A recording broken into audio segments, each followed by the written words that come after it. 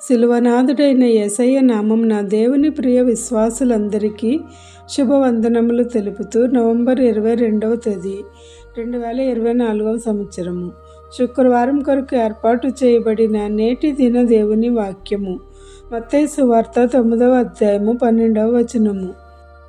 యేసుక్రీస్తు రోగుల కొరకే గాని ఆరోగ్యం గల వారికి వైద్యుడు అక్కరలేదు. ఆమేన్. నేడు శుక్రవారం ఉపవాస ప్రార్థనల్లోనూ స్వస్థత ప్రార్థనల్లోనూ పాల్గొన్న దేవుని ప్రియమైన విశ్వాసులారా, లోకంలో నీతిమంతుడు ఒక్కడునూ లేడని బైబిల్ చెప్తూ ఉంది.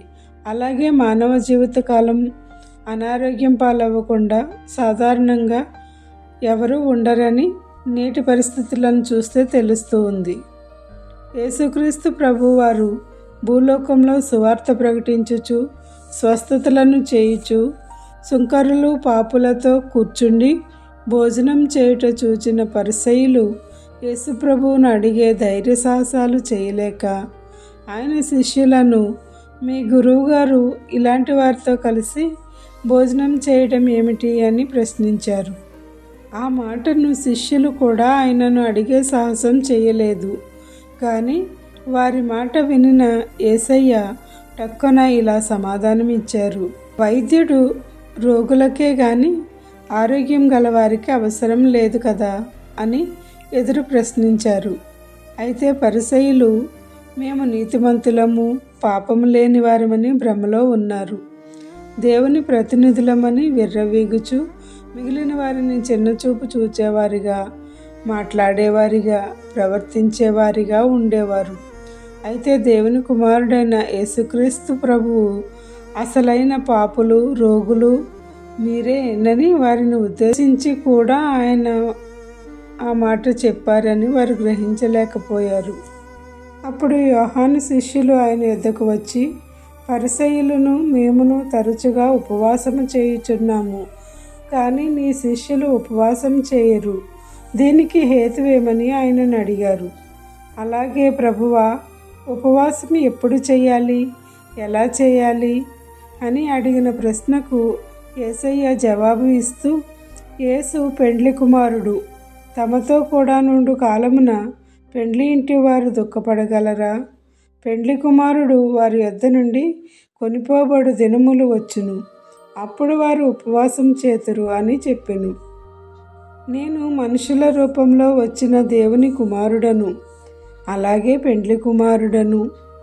దేవుని సంఘమే పెండ్లి కుమార్తె అని రెండవ రాకడ వచ్చినప్పుడు ఆయన మేఘారూఢుడై సంఘమును కొనిపోదునని నర్మగర్భముగా వారితో చెప్పిన మాటలు వారు గ్రహించలేరైరి. ఆయన చెప్పిన ఉపమానము పెండ్లి కుమారుడైన దేవుని కుమారుడే. నేనుండగా ఉపవాసం ఎందుకు? రానున్న రోజులలో తాను సిలువ వేయబడే దినము రానున్నదని, అప్పుడు మీరందరూ దుఃఖముఖులై ఉపవాస దినములుగా పాటించుదురని, ఇప్పుడు నేను ఉండగా సంతోష దినములు నీ యందు ఉంటాయని చెప్పి ఉన్నారు.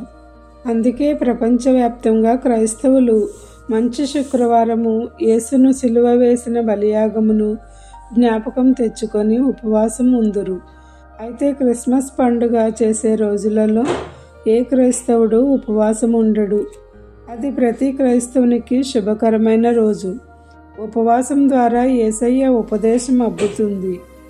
కావున ఉపవాసం ఉంటున్నామని ముఖ వికారం చేసుకొనక పైనున్న దేవునికి తెలిసే విధముగా ఉపవాసం ఉండాలని దేవుని వాక్యం చెబుతుంది.